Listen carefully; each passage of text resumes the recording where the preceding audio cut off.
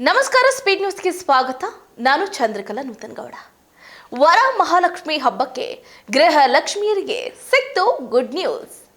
ಇವತ್ತೇ ನಿಮ್ಮ ಅಕೌಂಟ್ಗೆ ಬಂತು ನೋಡಿ ದುಡ್ಡು. ಹೌದು, ರಾಜ್ಯ ಸರ್ಕಾರದ ಮಹತ್ವಾಕಾಂಕ್ಷಿ ಯೋಜನೆಗಳಲ್ಲಿ ಒಂದಾಗಿರುವಂತಹ ನೋಡಿ, ನಮ್ಮ ರಾಜ್ಯ ಸರ್ಕಾರ ಏನು ಪಂಚ ಗ್ಯಾರಂಟಿಗಳನ್ನು ರಾಜ್ಯದ ಜನತೆಗೆ ಗಿಫ್ಟ್ ಆಗಿ ನೀಡಿತು ಚುನಾವಣೆಯಲ್ಲಿ ಗೆದ್ದಿದ್ದಕ್ಕೆ. 2023ರ ವಿಧಾನಸಭಾ ಚುನಾವಣೆಯಲ್ಲಿ ಕಾಂಗ್ರೆಸ್ ಪಕ್ಷ 136 ಸೀಟ್ಗಳನ್ನು ಗೆಲ್ಲೋದ್ರ ಮುಖಾಂತರ ಜನರಿಗೆ ಒಂದು ಏನಾದರೂ ಗಿಫ್ಟನ್ನು ಕೊಡಲೇಬೇಕು ಅನ್ನುವಂಥ ನಿಟ್ಟಿನಲ್ಲಿ ಇತ್ತ ಪುರುಷರಿಗೆ ಹಾಗೆ ಮಹಿಳೆಯರಿಗೆ ಸರಿಸಮಾನವಾಗಿ ಕೊಡುಗೆಗಳನ್ನು ಅಂದರೆ ಯೋಜನೆಯ ರೂಪದಲ್ಲಿ ಕೊಡುಗೆಯನ್ನು ಕೊಟ್ಟರು. ಆ ಕೊಡುಗೆಗಳು ನೋಡಿ, ಈಗ ಗಮನಿಸಬೇಕಾಗುತ್ತೆ. ಅನ್ನಭಾಗ್ಯ, ಗೃಹಲಕ್ಷ್ಮಿ, ಗೃಹಜ್ಯೋತಿ, ಯುವ ನಿಧಿ ಸೇರಿದಂತೆ ಶಕ್ತಿ ಯೋಜನೆಗಳು ನಮ್ಮ ರಾಜ್ಯದಲ್ಲಿ ನಳನಳಿಸ್ತಾ ಇದೆ. ನಾವು ಗಮನಿಸ್ತಾ ಇದ್ದೀವಿ, ಒಂದೊಂದಕ್ಕೆ ಒಂದೊಂದೇ ಆದಂತಹ ಅರ್ಥ ಇದೆ. ಅಷ್ಟೇ ಅಲ್ಲದೆ ಬಹಳ ಸಾರ್ಥಕತೆಯನ್ನು ಕೂಡ ಪಡ್ಕೊಂಡಿದೆ. ಮೊದಲದಾಗಿ ಗಮನಿಸಬೇಕಾಗಿರುವಂತಹ ಅಂಶ ಅನ್ನಭಾಗ್ಯ ಯೋಜನೆ. ಪ್ರತಿ ಮನೆಗೂ ಕೂಡ 10 kg ಅಕ್ಕಿಯನ್ನು ನೀಡುವ, ಅಂದರೆ ಒಂದು ಕುಟುಂಬಕ್ಕೆ 10 kg ಅಕ್ಕಿ, ದವಸ ಧಾನ್ಯಗಳನ್ನು ನೀಡುವ ಮುಖಾಂತರ ಯಾರೊಬ್ಬರೂ ಕೂಡ ನಮ್ಮ ಕರ್ನಾಟಕದಲ್ಲಿ ಯಾವುದೇ ಮನೆಯಲ್ಲೂ ಕೂಡ ಹಸಿಕೊಂಡು ಇರಬಾರ್ದು, ಹಸಿವಿನಿಂದ ಬಳಲಬಾರ್ದು ಅನ್ನುವಂಥ ನಿಟ್ಟಿನಲ್ಲಿ ಈ ಯೋಜನೆಯನ್ನು ತಂದರು. ಇದು ಕೂಡ ಬಹಳ ಪ್ರಮುಖವಾದಂತಹ ಯೋಜನೆ, ಬಹಳ ಇಷ್ಟಪಟ್ಟಂತಹ ಯೋಜನೆ ನಮ್ಮ ರಾಜ್ಯದ ಜನತೆ ಅನ್ನಭಾಗ್ಯವನ್ನು. ಇದು ಒಂದಾದರೆ, ಇತ್ತ ಶಕ್ತಿ ಯೋಜನೆ ನಮ್ಮ ಮಹಿಳೆಯರಿಗಾಗಿ ಬೃಹತ್ ಸ್ಕೀಮನ್ನು ತಂದರು. ಪ್ರತಿ ತಿಂಗಳಿಗೆ 60,000 ಕೋಟಿಯಷ್ಟು ವ್ಯಯ ಆಗ್ತಾ ಇದೆ. ಆದರೂ ಕೂಡ ತಲೆ ಕೆಡಿಸ್ಕೊಳ್ತಾ ಇಲ್ಲ. ಹೆಣ್ಣು ಮಗಳು ತಮ್ಮ ಕಾಲ ಮೇಲೆ ತಾವು ನಿಂತ್ಕೋಬೇಕು. ಹಾಗೆ ರಾಜ್ಯದಾದ್ಯಂತ, ಮುಖ್ಯವಾಗಿ ನಮ್ಮ ಕರ್ನಾಟಕದಲ್ಲಿ ಯಾವ ಮೂಲೆಗೆ ಹೋದರೂ ಕೂಡ ಅವ್ರಿಗೆ ಫ್ರೀ ಟಿಕೆಟನ್ನು ನೀಡೋದ್ರ ಮುಖಾಂತರ ಅವ್ರಿಗೇನೋ ಆಧಾರ್ ಕಾರ್ಡನ್ನು ಅಥವಾ ಅವರ ಗುರುತಿನ ಚೀಟಿಯನ್ನು ತೋರಿಸಿದ್ರೆ ಸಾಕು, ನಾವು ಬೆಂಗಳೂರಿಂದ ಧಾರವಾಡಕ್ಕೋ ಅಥವಾ ಹುಬ್ಬಳ್ಳಿಗೋ ಮತ್ತೊಂದು ಮಗದೊಂದು ಊರಿಗೋ ಹೋಗಿ ಆರಾಮಾಗಿ ಬರಬಹುದು. ಯಾವುದೇ ರೀತಿಯಾದಂಥ ಹಣವನ್ನು ನೀಡಬೇಕಾಗಿಲ್ಲ. ಅಂದರೆ ಇಂಡಿಪೆಂಡೆಂಟ್ ಆಗಿ ಇರೋದಕ್ಕೆ ಇದೊಂದು ಸುಲಭವಾದಂಥ ದಾರಿಯನ್ನು ಸರ್ಕಾರ ನೀಡಿದೆ ಹೆಣ್ಣು ಮಕ್ಕಳಿಗೆ ಅಂತಲೇ ಹೇಳ್ಬೋದು.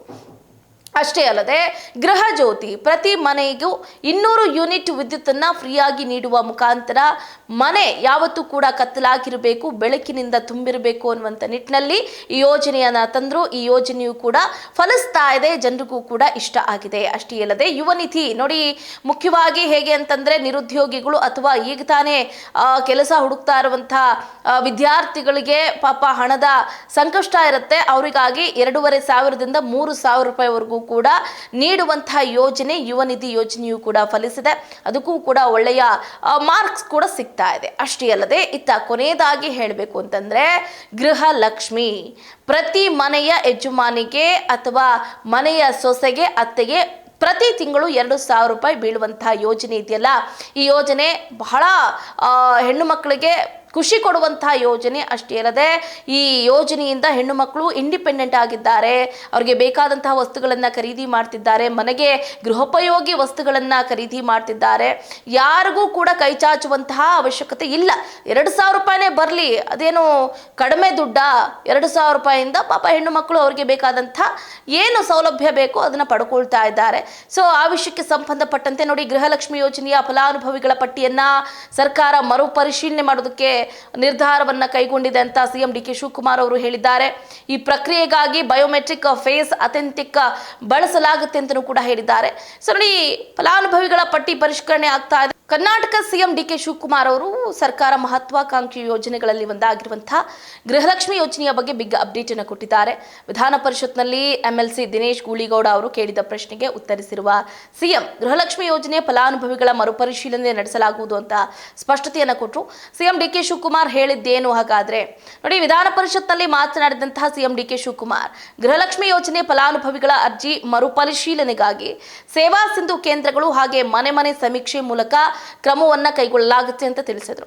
ಇನ್ನು ಫಲಾನುಭವಿಗಳ ಬಯೋಮೆಟ್ರಿಕ್ ಫೇಸ್ ಅಥೆಂಟಿಕ್ನ ಗ್ಯಾರಂಟಿ ಯೋಜನೆಗಳ ಅನುಷ್ಠಾನ ಪ್ರಾಧಿಕಾರದ ಉಪಾಧ್ಯಕ್ಷರಾಗಿರುವಂತಹ MLC ದಿನೇಶ್ ಗುಳಿಗೌಡ ಅವರು ಗೃಹಲಕ್ಷ್ಮಿ ಯೋಜನೆಯ ಕುರಿತಂತೆ ಪ್ರಶ್ನೆ ಮಾಡ್ತಾರೆ. ಇದಕ್ಕೆ ಉತ್ತರಿಸಿದಂತಹ DK ಶಿವಕುಮಾರ್ ಅವರು ಏನು ಪ್ರಕ್ರಿಯೆಯಲ್ಲಿ ಫಲಾನುಭವಿಗಳ ಬಯೋಮೆಟ್ರಿಕ್ ಫೇಸ್ ಅಥೆಂಟಿಕೇಶನ್ ಪಡೆಯುವುದಕ್ಕೆ ಅವಕಾಶ ಕಲ್ಪಿಸಲಾಗಿದೆ. ಇದೇ ಉದ್ದೇಶಕ್ಕಾಗಿ EDCS ಮೂಲಕ ಮೊಬೈಲ್ ಮತ್ತು ವೆಬ್ ಅಪ್ಲಿಕೇಶನ್ ಅಭಿವೃದ್ಧಿಪಡಿಸಲಾಗಿದೆ.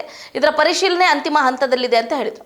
ಇನ್ನು ಗೃಹಲಕ್ಷ್ಮಿ ಯೋಜನೆಗೆ 76,951 ಕೋಟಿ ರೂಪಾಯಿ ಖರ್ಚು ಆಗಿರುವಂತದ್ದು. ಯೋಜನೆಗಾಗಿ ರಾಜ್ಯ ಸರ್ಕಾರ ಈವರೆಗೆ 76,951 ಕೋಟಿ ರೂಪಾಯಿ ಪಾವತಿ ಮಾಡಲಾಗಿದೆ.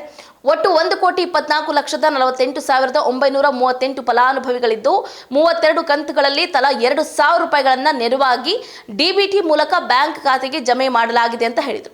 ಇನ್ನು ಹೊಸ ಅರ್ಜಿ ಸಲ್ಲಿಕೆ ಯಾವಾಗ ನೋಡಿ, ಉಳಿದಂತೆ ಗೃಹಲಕ್ಷ್ಮಿ ಹಾಗೂ ಗೃಹಜ್ಯೋತಿ ಯೋಜನೆಗಾಗಿ ಅರ್ಜಿ ಸಲ್ಲಿಕೆಯನ್ನ ಸರ್ಕಾರ ಕಡ್ಡಾಯ ಮಾಡಿದ್ದು, ಶೀಘ್ರದಲ್ಲೇ ಹೊಸದಾಗಿ ಅರ್ಜಿ ಸಲ್ಲಿಕೆ ಸಂಬಂಧ ಹೊಸ ಅರ್ಹತಾ ಮಾನದಂಡಗಳನ್ನು ನೀಡಲಾಗಿದೆ. ಇದಕ್ಕೆ ಸಂಬಂಧಪಟ್ಟಂತೆ ಮಹಿಳಾ ಮತ್ತು ಮಕ್ಕಳ ಕಲ್ಯಾಣ ಇಲಾಖೆ ಸಿದ್ಧತೆ ನಡೆಸಿಕೊಳ್ತಾ ಇದ್ದು, ಆನ್ಲೈನ್ ಸೇರಿದಂತೆ ಆಫ್ಲೈನ್ ನಲ್ಲೂ ಕೂಡ ಅರ್ಜಿ ಸಲ್ಲಿಕೆಗೆ ಸರ್ಕಾರ ಅವಕಾಶ ನೀಡುವ ಸಾಧ್ಯತೆ ಇದೆ. ಇನ್ನು ಕಲಬುರಗಿಯಲ್ಲಿ ಮೃತರ ಖಾತೆಗೆ ಜಮೆ ಆಗಿದ್ದ ಹಣ ಕೂಡ ವಾಪಸ್ ಆಗಿದೆ. ಈಗಾಗಲೇ ಹೇಳಿದಾಗೆ ಕಲಬುರಗಿಯಲ್ಲಿ ಮೃತ ಫಲಾನುಭವಿಗಳ ಖಾತೆಗೆ ಜಮೆ ಆಗಿದ್ದಂತಹ 9,156 ಪ್ರಕರಣಗಳಲ್ಲಿ ಸರ್ಕಾರ 2.14 ಕೋಟಿ ರೂಪಾಯಿ ಹಣವನ್ನ ವಾಪಸ್ ಪಡ್ಕೊಂಡಿದೆ. ಮೃತರ ಖಾತೆಗೆ ಜಮೆ ಆಗಿರುವ 2.12 ಕೋಟಿ ಹಣವನ್ನ ವಾಪಸ್ ವಸೂಲಿ ಮಾಡೋದಕ್ಕೆ ಅಧಿಕಾರಿಗಳಿಗೆ ನಿರ್ದೇಶನ ಮಾಡಲಾಗಿದೆ ಅಂತ ಕರ್ನಾಟಕ ರಾಜ್ಯ ಗ್ಯಾರಂಟಿ ಯೋಜನೆಗಳ ಅನುಷ್ಠಾನ ಪ್ರಾಧಿಕಾರದ ಉಪಾಧ್ಯಕ್ಷ PT ಪರಮೇಶ್ವರ್ ನಾಯಕ್ ಅವರು ತಿಳಿಸಿದ್ದಾರೆ. ಏನೇ ಆಗಿರಬಹುದು, ವರಮಹಾಲಕ್ಷ್ಮಿ ಹಬ್ಬಕ್ಕೆ ಗೃಹಲಕ್ಷ್ಮಿಯರಿಗೆ ಒಂದು ಕಡೆ ಗುಡ್ ನ್ಯೂಸ್ ಅನ್ನ ನೀಡುವುದಕ್ಕೆ ಈಗಾಗಲೇ DK ಶಿವಕುಮಾರ್ ಅವರು ಮುಂದಾಗಿರುವಂತದ್ದು. ನೋಡ ಹಾಗಾದ್ರೆ ಇನ್ನೆರಡು ದಿನದಲ್ಲಿ ಹಣ ನಿಮ್ಮ ಅಕೌಂಟ್ಗೆ ಬೀಳುವ ಸಾಧ್ಯತೆಯೂ ಕೂಡ ಹೆಚ್ಚಿರುವಂತದ್ದು. ಇದಾಗಿತ್ತು ಇವರೆಗಿನ ಅಪ್ಡೇಟ್. ನೋಡ್ತಾ ಇರಿ ಸ್ಪೀಡ್ ನ್ಯೂಸ್, ಸುದ್ದಿ ನಿಮ್ಮದು, ವೇಗ ನಮ್ಮದು.